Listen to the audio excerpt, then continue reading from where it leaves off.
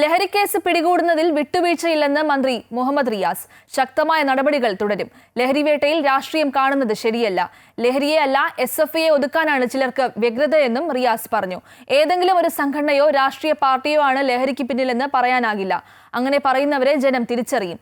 ലഹരിവേട്ടയിൽ രാഷ്ട്രീയം കലർത്തരുത് എന്നും മുഹമ്മദ് റിയാസ് പ്രതികരിച്ചു. ലഹരി ഇല്ലാതാക്കലാണോ SFI ഇല്ലാതാക്കലാണോ അവരുടെ മുഖ്യ അജണ്ട? ഞങ്ങൾക്കൊറ്റ അജണ്ടയുള്ളൂ. എല്ലാവരും ഒന്നിച്ചു വെക്കണം. ലഹരി ഇല്ലാതാക്കണം. ഇതിൻ്റെ സ്രോതസ്സ്, അതുപോലത്തെ ഇതിൻ്റെ ഏജൻറ്റുകൾ, ഇതിനെതിരെയൊക്കെ കർക്കശ നിലപാട് ഇപ്പോൾ സർക്കാർ സ്വീകരിക്കുന്ന പോലെ കർക്കശ നിലപാട് സ്വീകരിച്ച് മുന്നോട്ട് പോകണം. നമ്മളെല്ലാവരും ഒന്നിക്കണം. ഇതിൻ്റെ പേരിൽ കോൺഗ്രസ്സാണ് കേരളത്തിലെ ലഹരി ഏജൻറ്റുമാരെന്ന് പറയാനോ അല്ലെങ്കിൽ ഏതെങ്കിലും യുവജന വിദ്യാർത്ഥി സംഘടനയാണോ ഈ ലഹരിയുടെ ഹോൾസെയിൽ ഏജൻറ്റുമാരെന്ന് പറയാനല്ല ഞങ്ങൾ ഉദ്ദേശിക്കുന്നത്. അതല്ല ഞങ്ങളുടെ ലക്ഷ്യം.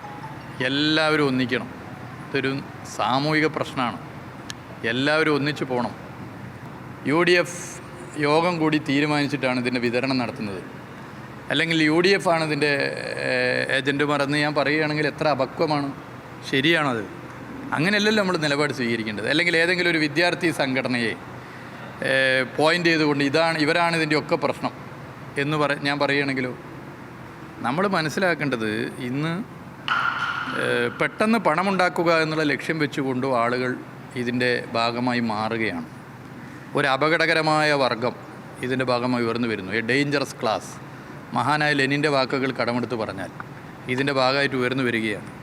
ഇവിടെ നമ്മളെല്ലാവരും ഒന്നിക്കുകയാണ് ചെയ്യേണ്ടത്. എല്ലാവരും ഒരുമിച്ച് നിൽക്കണം. ദയവ് ചെയ്ത് ഇതിൽ മറ്റ് രാഷ്ട്രീയ താല്പര്യങ്ങൾ കലർത്തരുത്. ഇതിലൊരു രാഷ്ട്രീയമേ ഉള്ളൂ. അത് ലഹരിയെ തുരത്തുക എന്നുള്ള രാഷ്ട്രീയമാണ്. അതിൽ നമ്മളെല്ലാവരും ഒന്നിക്കുകയാണ് ചെയ്യേണ്ടത്.